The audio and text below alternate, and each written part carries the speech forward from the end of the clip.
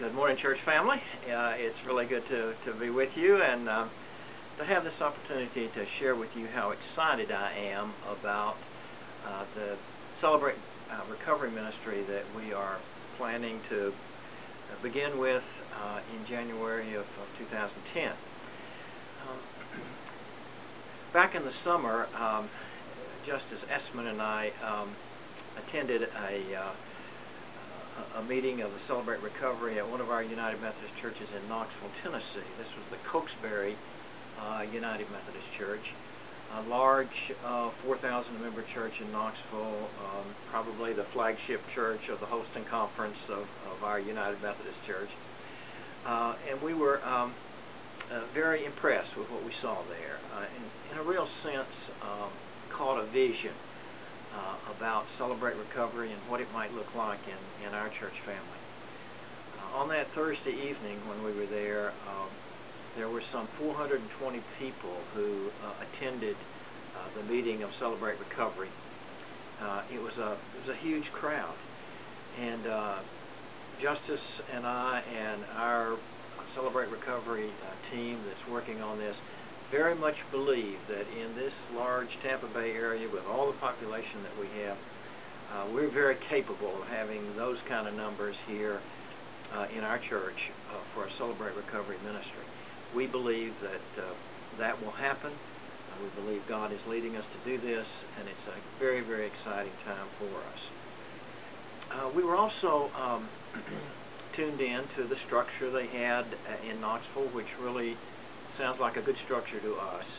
That is to serve a meal, to have a time of worship and worship music, and then small groups that would meet that would deal with various kinds of addictions, and then a time of fellowship to close the evening. So a full evening during some day of the week, yet to be determined.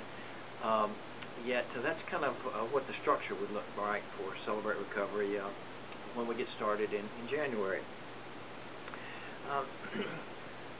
We were also aware of how much of an evangelistic tool this can be.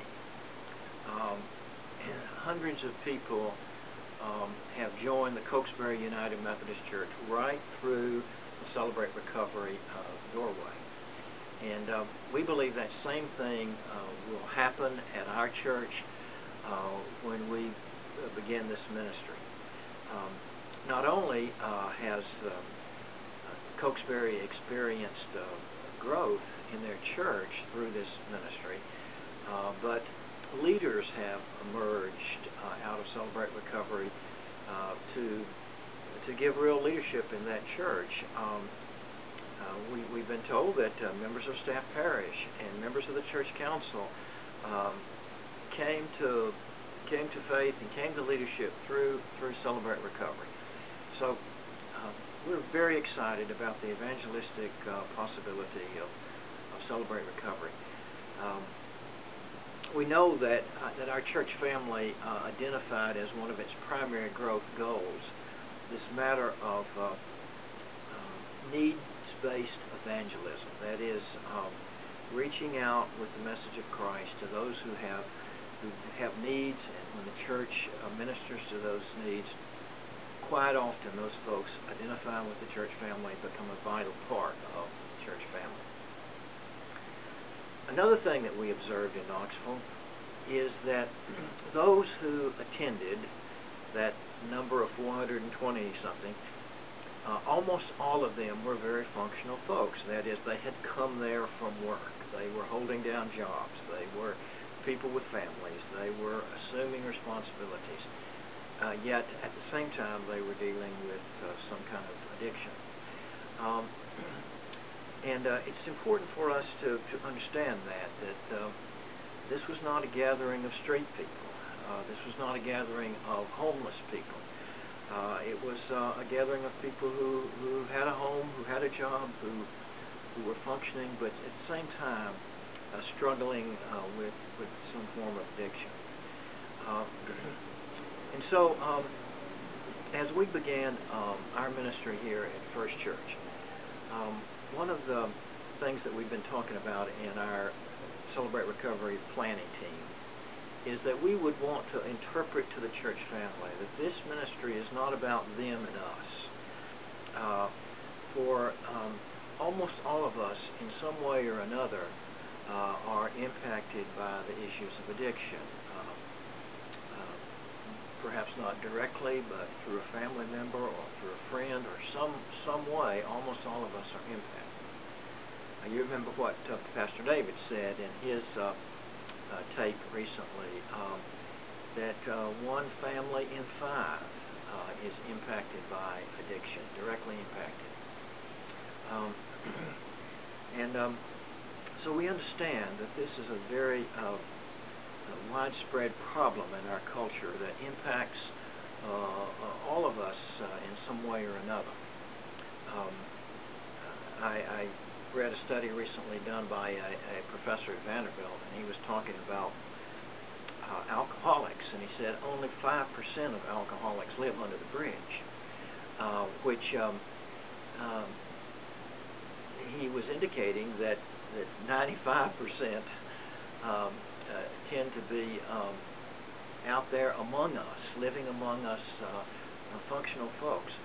And so, again, we are embarking on this ministry understanding that it can have wide outreach to all sorts of folks, and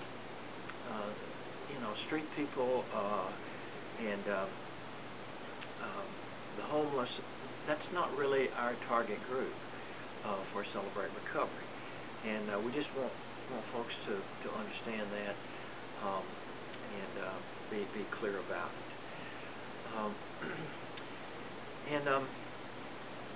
We have a town meeting planned for the 23rd of April, and at that town meeting at 6:30 in the Fellowship Hall, we will be talking about Celebrate Recovery. We invite the whole church family to come be a part of that, to ask any question that you might have, to better understand this vital ministry, because this is an exciting time, and we want the whole church family to be on board with this and understand this.